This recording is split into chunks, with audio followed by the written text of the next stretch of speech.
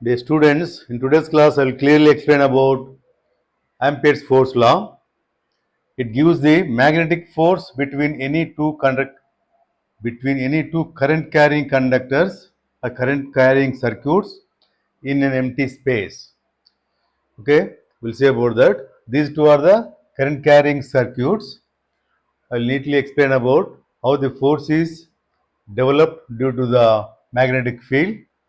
As per the statement, it gives the magnetic force between any two current carrying circuits in an empty space. Okay. Let us suppose this is the conductor. The current is flowing in this direction shown by the thumb. Then the curled fingers show the direction of the magnetic field. That is magnetic field, and this and the direction of the current will be perpendicular to each other. Okay. So here this is circuit 1, this is circuit 2. Due to circuit 1 and magnetic field is produced at this point at distance R12 from the circuit 1 by using this right hand thumb rule. That is, if this is the current will be direction will be shown by the curled fingers. So if this curled finger shows that it is the magnetic field into the board shown by this symbol into.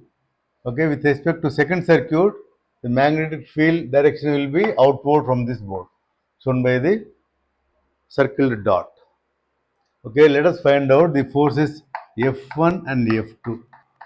So before that, we should know the direction of F1, direction of F2. That is the force on the charge flowing through this circuit due to the magnetic field B2 here.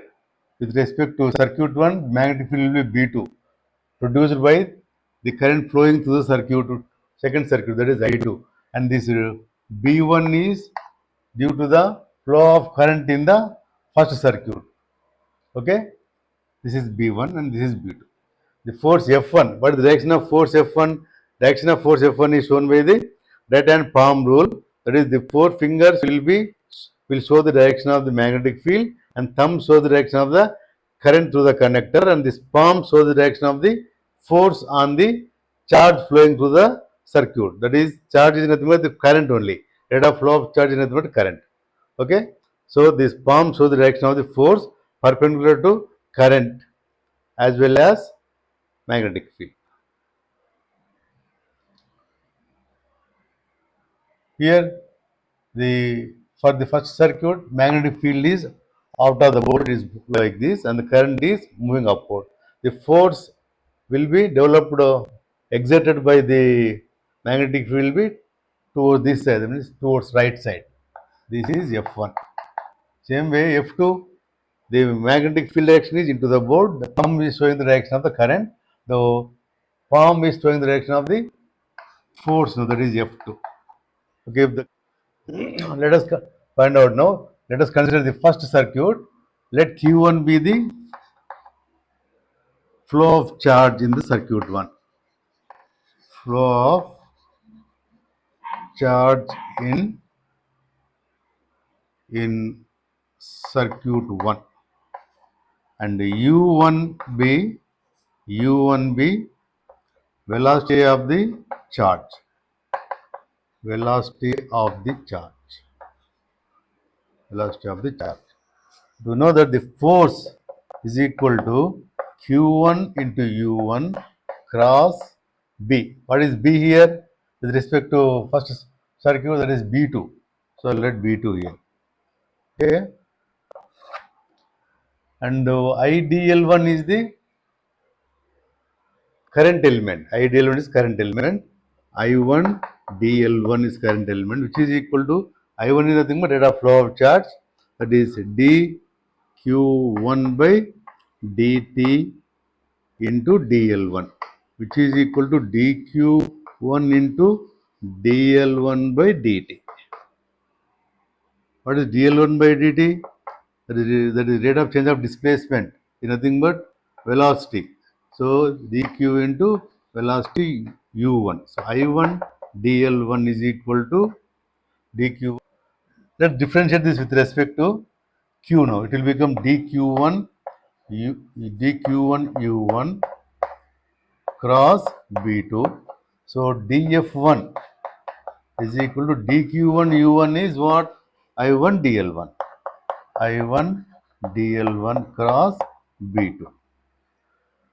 Now let us use the Biot-Savart law and find out this magnetic field due to this current element. Due to this current element with respect to Biot-Savart law. What is the Biot-Savart law? The magnetic field intensity is equal to 1 by 4 pi into I dl sin theta. Okay, in place of it can be written as a cross product of I dl cross A AR. Here it is the radius, that is distance vector from second loop to first loop, that is AR21. That is the unit vector for this displacement, that is the radial displacement. So here, what is this? B2 is nothing but mu into H2. Let us find out H2, a small differential magnetic field intensity. Let us find out. So this can be written as dB2 is equal to mu into dH2. Let us find out dH2. dH2 is equal to 1 by 4 pi into IDL is I2 DL2 cross A R21. That is unit vector of this vector, displacement vector from second loop to first loop by R21 square. So what is dB2 now? dB2 is equal to mu into since it is empty space, it will be mu naught. That is the permeability of free space is equal to mu naught by 4 pi into I2 DL2 cross A R21 cap by R21 square. R21 square. Let us substitute this dB2 here now. So before substituting dB2, I will differentiate this with respect to B. With respect to B, to differentiate, we will get I1 DL1. These are vectors. I1 DL1 cross dB2. Cross dB2. Differentiating with respect to dB2, we got this. So in place of dB2, I will substitute this.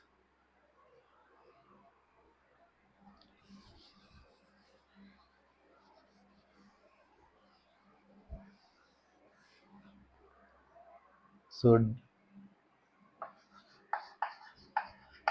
F1 is equal to mu 0, F1 is equal to I1 DL1 cross dB2. dB2 is mu 0 by 4 pi I2 DL2 cross AR21, that is unit vector, by R21 square. D of dF1 is equal to mu 0 I1 I2 by 4 pi I2 DL2 I1 DL1 cross I2 DL2 cross AR21 cap by R21 square. Integrating twice on both sides, will get F1 is equal to mu 0 I1 I2. I am taking out this constant outside. Integral L1 integral L2, this circle integral, closed integral I1 DL1 cross I2 DL2 cross AR21 cap by R21 square. Okay, this is the force F1, that is the force exerted by the magnetic field B2 on the charge flowing through this loop 1. Okay, and F2, since currents are moving in the same direction, moving upward, this F2 will be minus of F1.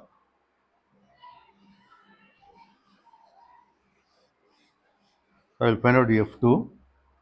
You can get F2 by by interchanging the suffixes, that is suffixes, this suffixes dl1 in dl, for the suffix dl1 I will replace it by 2. Okay, just using suffixes you can find out F2, that is mu 0 I1 I2 by 4 pi integral L1 integral L2. This I1 dl1 I am changing the suffix to 2, I2 dl2 cross I1 dl1 cross A to AR21 will become 1 2 now, since I am interchanging suffixes, by R12 square. Then R12 square is equal to R21 square, and the unit vector is also same. F2 is equal to mu 0 I1 I2 by 4 pi integral L1 L2. This one A cross B is equal to minus B cross A. Okay, let us use this formula. So I2 dl2 cross I1 dl1 is equal to minus I1 dl1. I will put minus here, minus I1 dl1 cross all our vectors, I1 dl1 cross I2 dl2 cross A, R1 is equal to AR2, I can write AR1 is equal to AR21 cap by R21 square. So this can be written as F2 is equal to minus F1. 2 is equal to minus F1.